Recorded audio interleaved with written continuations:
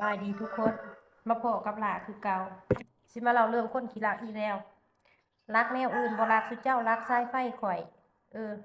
รักสายไฟข่อยแล้วก็รักอันโฟมหน้าน่ะเจ้าเอ้ยรักแนวโฟมหน้าหั่นนะโอ้ยอันนี้ก็สั่นแบบกระดูกกระดายนะเมื่อวานนี้ได้รับข่าวว่านนี้เนาะพอน่ะเราส่ง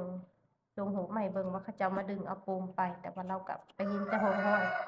แล้วก็บ่ฮู้คนเอาคือเก่าหั่นแหละสุเจ้า แล้วเป็นยังเขาจริงลักปูมหนามไปได้อืม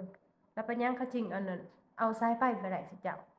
เพราะว่าเฮือนหลังนั้นน่ะเป็นเฮือนของแม่แล้วก็เฮือนที่บ่ได้อยู่เรื่องของเรื่องเออและไอ้ที่เพิ่นลักน่ะบ่แม่นแต่เพิ่นมาเอาสายไฟได้สิเจ้านะอืมเพิ่นเคยมาเอาแล้วสิเจ้าเพิ่นเคยมาเอาตะนางเหล็กหั้นน่ะตะนางที่ว่าอ้อมเฮือนน่ะเฮ็ดหัวเฮ็ดห้าวอ้อมเฮือนอ้อมเบิดหั่นแต่ว่าเพิ่นเอาไป เพิ่นเคยมาหมางเอาตะนางแล้วตะนางก็ยังว่าเอายากเลยเพราะมันเป็นแบบตะนางแบบว่าเฮาลอกมันเครือใหม่เครืออีหยังมันขึ้นมันจี้มันเกี่ยวน่ะสิเจ้าภาษาข่อยเองไปน่ะว่าสิไปหมางเอาตะนางมาใส่น่ะยังคิดยากสิเจ้าเพื่อสิได้แต่ว่าโจรน่ะนะ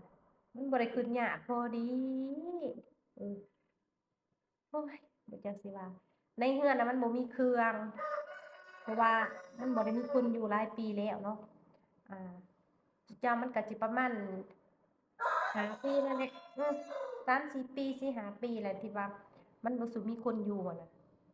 แล้วเขาเจ้าก็เลยมีโอกาสลอยมาจอบเบิ่งเครื่องเผอิญว่าเครื่องเอามาเบิดแล้วจุจ้ะเอามา4ที่เบิดแล้วยังไปสายไฟเด้อสายไฟที่ว่าบ่ได้กู้ก็คิดว่ามันก็น่าสิบ่เสียสายไฟกับโฟมน่ะเพราะว่าเป็นเรือนที่ข้อยประกาศขายจะเป็นเรือนหลัง มีเพิ่นเขาจะเอาโปมไปเขาจะส่งหูไปให้เบิ่งเนาะพอน่ะเราส่งหูมาให้เบิ่งเฮือนนี่ประกาศขายหลายปีแล้วแต่ว่ายังบ่ทันได้ขายเออก็เลยฉวยโอกาสเนาะสุดยอดฉวยโอกาสมารีวิวเลยเด้อเฮือนหลังนี้เป็นเฮือนแม่ต้องการขายจ้ะผู้ใดที่ว่าอยู่แขวงเสกองหรือว่าอยากได้ดินแถวนั้นอยากซื้อป้าไว้ให้ลูกให้หลานเด้ออยากซื้อไปอยู่เนาะอ่า มีห้องน้ำ2 ห้องห้องน้ำห้องหนึ่งห้องอาบน้ำห้องหนึ่งแล้วก็จะมีกระตูมน้อยทั้งหน้าบ้านเนาะทั้งหน้าเฮือนแล้วจะมีโรงเรียนอนุบาลประมาณป .1 ป .2 บ่ฮู้ว่าฮอดปใดเนาะข้อยก็เพราะว่าข้อยนี้แล้วเขาจะสิมาตั้งโรงเรียนใส่หั้นเนาะแล้วจะเป็นหน้าทางย่างเลยเจ้าทางที่ไปเมืองกะลึมบ้านมันขึ้นกับบ้านโพนแต่ว่าเฮือนนี่มันจะตั้งอยู่บ้านตาน้อยทางเที่ยวไปบ้านทางเที่ยวไปเมืองกะลึมอืม แล้วข้อยก็ประกาศขายโดนล่ะสิเจ้าความกว้างของเนื้อที่ดินหั่น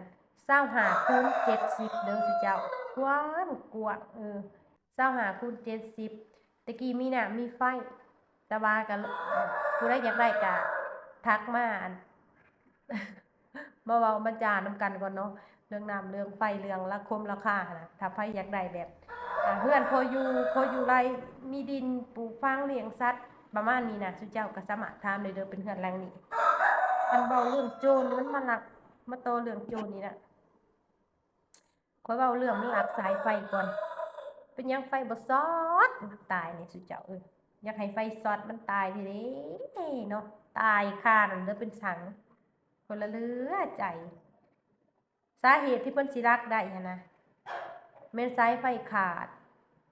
ย้อนสาเหตุหยังบ่ฮู้รู้แต่ว่ามันขาดแล้วพวกไฟฟ้าเขาเจ้าเกี่ยวบ่เขาเจ้าเกี่ยวแล้วห้อยไว้อยู่ข้างเรือนอืม แล้วไอ้ที่บ่มีไฟแลนนั่นแหละเขาเจ้ามางเอาไปเบิดได้โอกาสเพราะว่าคนบ่อยู่แล้วก็เป็นแถวเปลี่ยว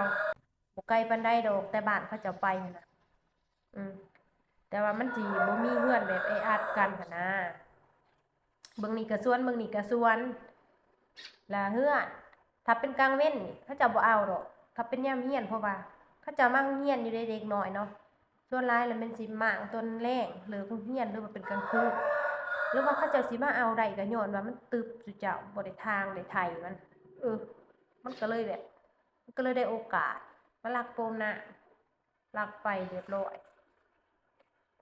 โปมน้ำก็อยากเอาจุเจ้าเอ้ยมันบ่มีแนวลักเนาะไปเฮ็ดไปหานี่เถอะ บ่จางไรว่า